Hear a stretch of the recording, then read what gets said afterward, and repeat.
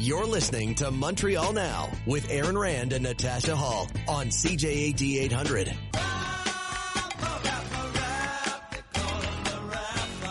behalf of all of us in this House, I would like to present unreserved apologies for what took place on Friday and to President Zelensky and the Ukrainian delegation for the position they were put in. For all of us who were present to have unknowingly recognized this individual was a terrible mistake and a violation of the memory of those who suffered grievously at the hands of the Nazi regime. Now, a little decorum, for goodness sake. Didn't even let him finish that. James MENNIE is on the line. He's over at the Montreal Gazette. So, Jim, we had the pre-apology, or the statement, actually, just after 2, and then that, of course, what you heard took place in the House of Commons. And I guess fair to say, don't expect anyone was going to necessarily say, way to go. Well, it wasn't exactly the most abject, sincere, as far as I'm concerned, apology that's ever come out of Justin Trudeau's head. Oh. There were a lot of, conditionals in there. He reminded everybody that, it was the speaker who invited this guy. Okay, he was solely responsible for the invite, and he's resigned. Oh, the other thing is, this government has absolutely no say over the examination of who gets in and who doesn't get in, even though it was raised quite rightly, indeed, by Pierre Poilievre, that Mr. Zelensky, the head of state of Ukraine, there are a lot of people who would like to see him out of the picture, and one would think the security would have been very tight, and everybody in the House at that point would have been vetted 6 ways to Sunday. However, there's an explanation for that. Justin Trudeau says, "Oh no, that's the job of the Parliamentary Protection Office, so that's not my fault either." So you're not buying the sincerity necessarily here. I'm with you. Can this guy Yeah. just rip off the Band-Aid? Can he just get this over with? He seems far more concerned today at this point in time with protecting his own image rather than that of the Commons and Canada, which Jagmeet Singh very correctly say has been severely damaged. I mean, there's plenty of blame to go around, but you know what? A good way to stop that cycle is to turn around and say, blame me, okay? I apologize. And by the way, you apologize to the House. I think you should have apologized to the country. I know the country is the House by definition, but I prefer my apologies perhaps a little closer to the ground. But I cannot help but get the impression, and how can I put this politely? Justin Trudeau doesn't get it. I don't think he fully appreciates what's happened here. I think his concern is, I'm going to distance myself from it, and this will blow over. And maybe it will. But given this crazy, nutty internet world we live in, given the field day that Trudeau's political adversaries have had with this thus far, and I'm just talking about in Canada. So whether it's in India and certainly in Russia, which is still enjoying the fruits of a huge propaganda victory thanks to this gaffe. But the fact is, I just don't get the impression that he gets it, that he understands what has happened. He figures, okay, fine, sorry, time to move on. Let's change the channel. And I realize that's political instinct, but on the other hand, I don't know. I really ask myself, when is the next, tile going to fall? Because, as I say, there seems to be a lack of appreciation, at least on his part, as to the gravity of what's happened. I get the really distinct impression that Justin Trudeau wishes an election campaign were on so he could just focus on that and not all this other stuff that's going on, because he doesn't seem to handle that very well. If there was an election campaign called right now, he'd be blown from here to the Crab Nebula. I don't know. Agreed. However, I will say the more that Pierre Poilievre goes on and on about this, I'm starting to feel like he's hurting his cause a bit at this point. What do you think? I think the part, and you're right. He's on the annoyance scale. As far as I'm concerned, he's slightly ahead of Trudeau. But all that said, okay. And the numbers we're seeing are not outliers anymore. When we're talking about 12, 13, 14 points ahead of the Liberals, we're talking about undeniable majority territory. And we're talking about Quebec. Actually, the support for the Bloc is bleeding off to the Conservatives, even though they don't like Pierre Poilievre. They seem to have no problem about voting for his party, at least at this juncture. Back in the day, I said Trudeau's dumb, stupid, lucky. He'll find something will drop into his lap. He'll pull this one out of the fire. there's a lot of things that are still smoldering in the fire well before this latest disaster. And I'm telling you, if the caucus was worried before, I think they're downright terrified now. Because if there was an election, as I say, they'd be blown off the face of the earth. But the worst news is there won't be one until 2025.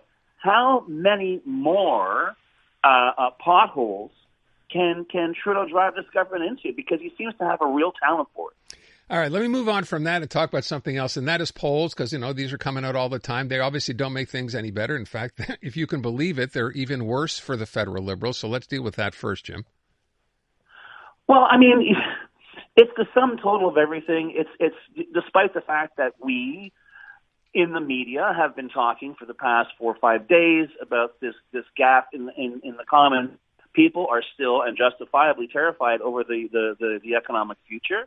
GDP in Quebec dropped by 2 points. Eric Girard is running around telling people don't panic, which, as far as I'm concerned, is the worst thing you can say. Mm-hmm. But all that said, we're not seeing that visceral message that I think any government in this situation should give, which is, we've got your back. We're going to look after you.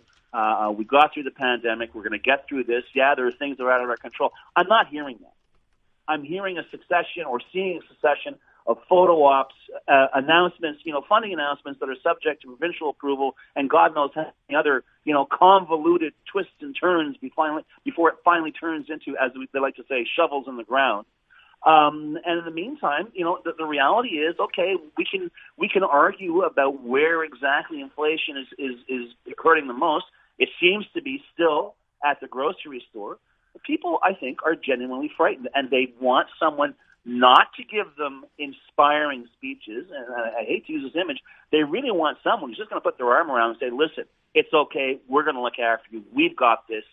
And as far as I'm concerned, that is not a message we're getting from Justin Trudeau. It's certainly not the message we're getting from Pierre Poilievre. And you're right, Natasha, to say that he's as far as I'm concerned, he's digging his own political grave with his mouth. But that said, when people see, by comparison, our fine tradition in Canada, we don't vote governments in, we vote them out. Mm-hmm. And right now, Justin Trudeau is doing everything but, positioning his butt into the catapult. So, honestly, I think someone somewhere has got to shake this guy, whether it's in the caucus or the PMO in his entourage. But I'm sorry, Aaron, with all due respect, the Liberals would be blown to bits if an election was called next. Yeah, the only difference, Jim, when I say that is I'm imagining not an election tomorrow. I'm imagining an election campaign where people keep telling us, I remember what Brian Mulroney said when we had him on the air, what a great campaigner he is. He takes it to another level. I think a lot of this ground could be recovered if that were to happen. It's not going to happen, but I'm just saying I bet he wish it would. Brian Mulroney was very categorical. He says the biggest mistake you can make is to underestimate Justin Trudeau. Exactly.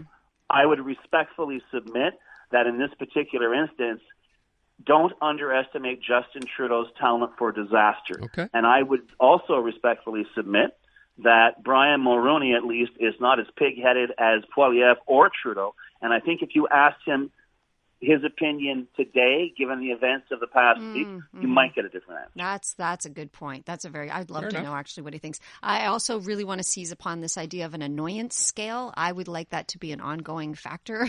We just constantly keep track, because most of the time it's almost a tie, It's almost a tie, but I got to tell you, this latest Legault poll in terms of who would you prefer as prime minister, Poilievre is beating them by about, I think, 6 points. Yeah, so you know what? True. Stuff is happening. It means that we're getting more accustomed to being annoyed. That's a bad sign. The thing, Natasha. Yeah. The biggest danger that faces Justin Trudeau and company is that people will think it's normal. They'll say, Poilievre, he really seems like a pain. I would not want to go on a long car ride or even a short car ride with this guy, okay? But he's not Justin Trudeau, who just drives me around the bend. It's funny you say that, though, because, Jim, all the ads that, of course, that the Poilievre campaign has come out with over the past, say, month or two are all, as you described it, with the idea of putting your arm around that person who's having a tough time making it his mom's basement. You've heard that same description, right? That's what he's trying to paint himself as. I'm not sure you're saying it's working. Well, it would seem the polls for now are suggesting that it's working very, very well. And I know, and maybe that's the biggest ally that Trudeau has is time. If he can get his act together, he still has about 18 months to turn this around. But man, oh man, the normalization of people slapping their foreheads and saying he did what is becoming disturbingly normal. Meanwhile, provincially, how about this? We haven't seen this happen in a while, right? Provincially, the CAC's numbers are actually going down. One of the little things that came up, the by-election in Jean Talon is next week, next Monday. And in fact, what's funny, guys, is there was a story about it. Didn't get much, that much attention. The CAC campaigning in Jean Talon, bringing out Legault now, and they're bringing out all these MNAs. Their original decision was to keep Legault's picture off of campaign publicity. That's how popular the CAC is in the Quebec City region, and in fact, they are being smashed. I think they're like 8 points behind the PQ. God help us, all three of them in the Quebec City region. But yeah, to a certain extent, there's the wear and tear of a government that's in office for year after year, and people get fed up.